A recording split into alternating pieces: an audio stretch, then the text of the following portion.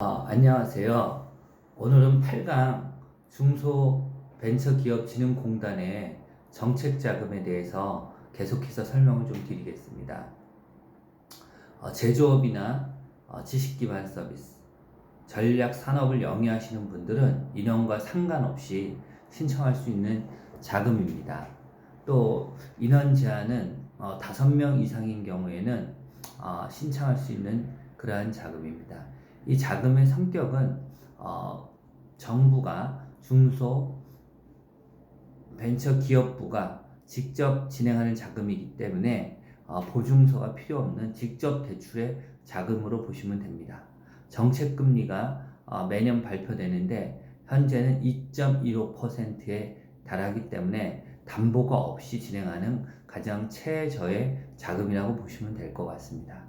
이 자금은 성격이 온라인으로 신청을 하게 되어 있습니다. 온라인으로 자가 진단을 합니다. 그리고 사전 상담 날짜를 인터넷으로 미리 예약을 하게 되고요.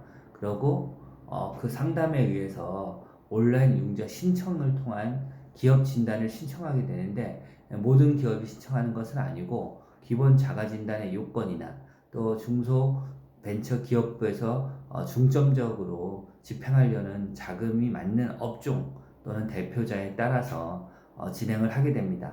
물론 기본적으로 세금 체납이나 은행권의 신용등급이 너무 낮은 경우에는 신청하기가 어려운 그런 자금입니다.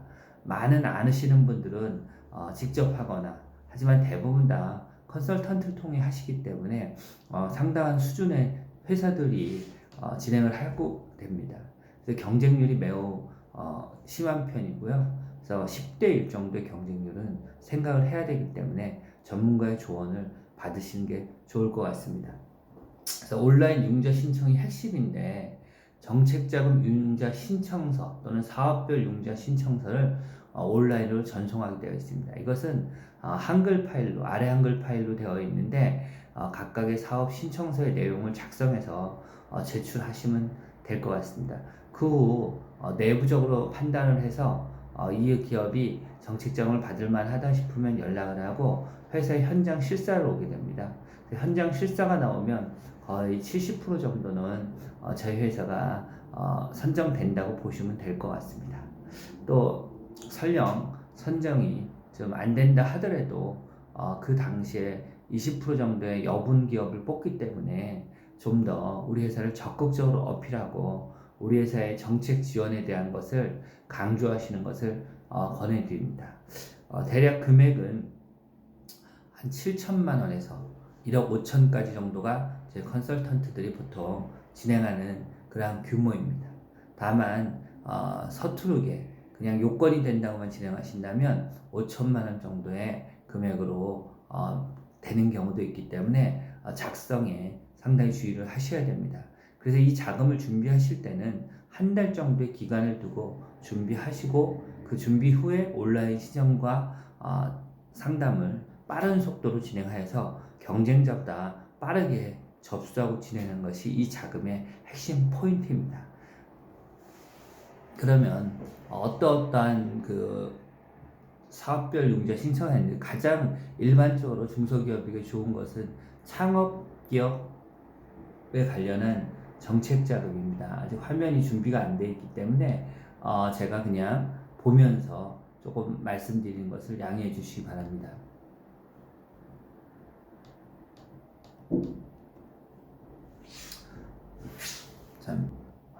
저는 12월 달에 진행할 업체에 지금 중소기업 기업 진단립 정책자금 융자 신청서, 특히 창업기업 자금 신청서를 지금 보고 있습니다. 업력이 7년 미만의 기업은 모두 창업기업에 해당하는 자금입니다.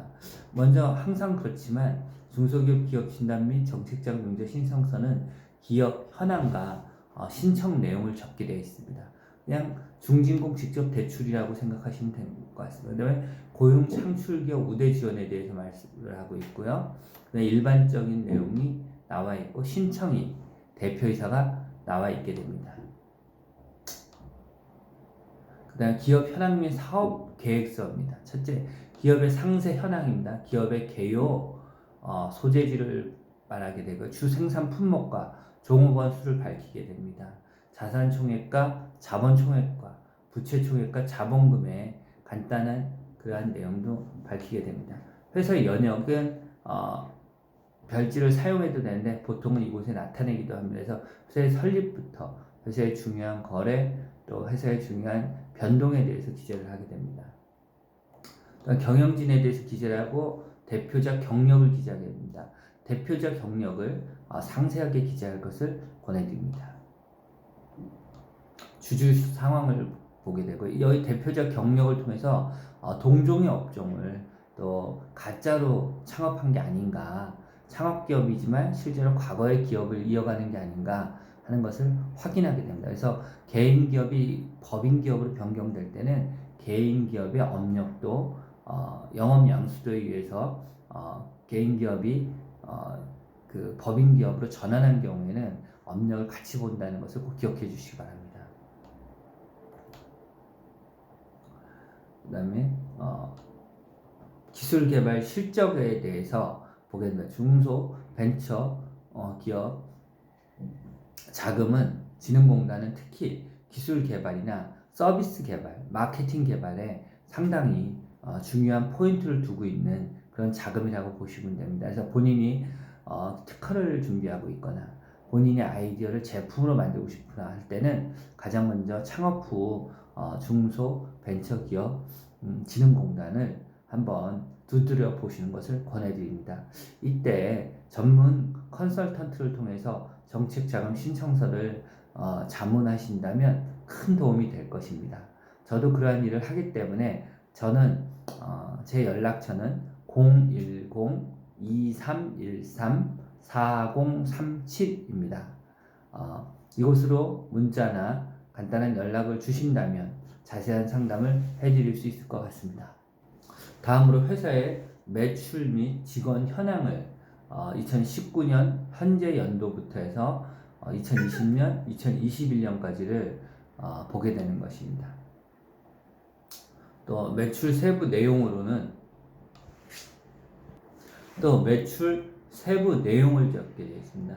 매출처는 최근 1년 거래증 기준으로 30% 이상 기재함은 필요시 별지도 작성을 해야 되니까 이러한 기준도 성실히 따라서 작성할 필요가 있게 됩니다. 또 주요 생산 제품의 상품 및 서비스 개요가 필요합니다. 이것을 작성하기 위해서 제품 용도 및 특성, 상품 및 서비스의 주요 내용을 기재해야 되고 또 자신의 서비스의 상품의 사진이나 또는 플랫폼에 앱에 사진을 올려놓는 것이 좋습니다. 그리고 자신의 사업의 영역, 플랫폼 비즈니스도 할 수 있고 거기에 관한 네일 재료 같은 것을 도소매할 수도 있고 또 교육시킬 수도 있습니다. 대부분 이것이 지식 기반 회사의 세 가지 사업 모델이기 때문에 자신에 맞는 모델을 잘 도식화해서 제시할 필요가 있습니다. 제품 생산 공정도와 또 가장 어려운 것이 이제 시장 상황입니다. 세계 시장 규모와 국내 시장의 규모, 주요 수요처, 경쟁 업체 현황을 자세하게 기재할 필요가 있습니다.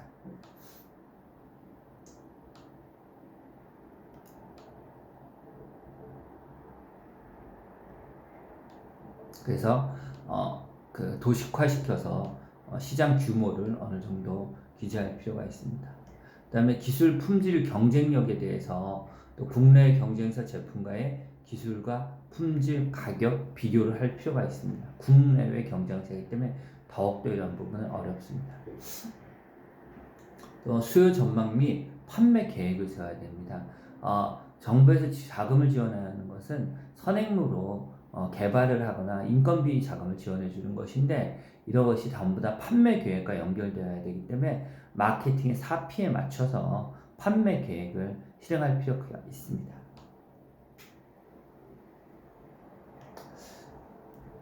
마케팅의 4P를 한번 좀 간단히 말씀드린다면 4P 전략은 프로덕트, 프라이스, 플레이스, 프로모션, 상품과 가격과 거점과 판매 촉진에 따라서 자사의 판매에 관한 그 정책을 결정해 줘야 됩니다. 또한 연구 개발 계획을 제시해야 합니다. 그리고 마지막으로 이러한 판매들에 의해서 추정 손익까지 나온다면 100점의 그 사업 계획서가 만들어진다고 봅니다. 그 후에 큰 제목으로 사업 계획이 있습니다. 자금 활용 계획 및 기대 효과. 중소 벤처기업진흥공단이 이렇게 직접적으로 자금을 대출해 준다면 이 사업을 어떻게 추진해 갈 수 있을 거냐에 대한 내용을 설명해 주게 됩니다. 그래서 자금 소요 내역, 자금 어떻게 쓸 거냐, 특히 여기서 주의될 건 중진금 차입금과 자체 자금과 은행 자금으로 전체 사업을 끌어갈 수 있는 자금을 얼마나 만들 수 있고 중소벤처부에서 얼마나 차지할까에 대한 사업가의 강한 의지를 바라보게 됩니다. 그래서 운전 자금을 사용할 때 소요 내역이 어떻게 된다. 그래서 총 소요 계획이 얼마인데 조달 계획으로 중진공 차입금에서 얼마, 자체 자금에서 은행 차입에서 얼마에서 총 자금이 어떻게 집행되는지 어떠한 계획을 갖고 있는지 자세하게 보게 됩니다. 그 후 요새는 연계 지원이라고 해갖고 기업 하나를 집중적으로 다 한 번에 검토해서 지원해주는 원스톱 지원, 일괄 지원 체계를 정부에서는 진행을 하려고 합니다.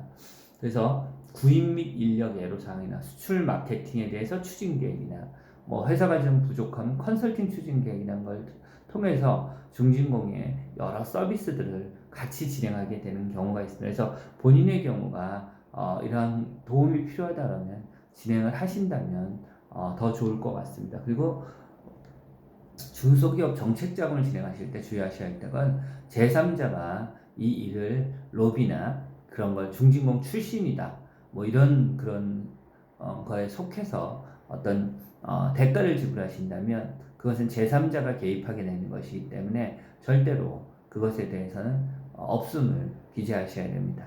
회계사의 도움이나 또 회사 주변에 자문들이 항상 있게 되시는데 그런 도움을 말하는 것이 아니라 로비를 말하는 것이기 때문에 이 부분에선 일단 없다고 말씀하시고 진행하시는 것이 좋을 것 같습니다.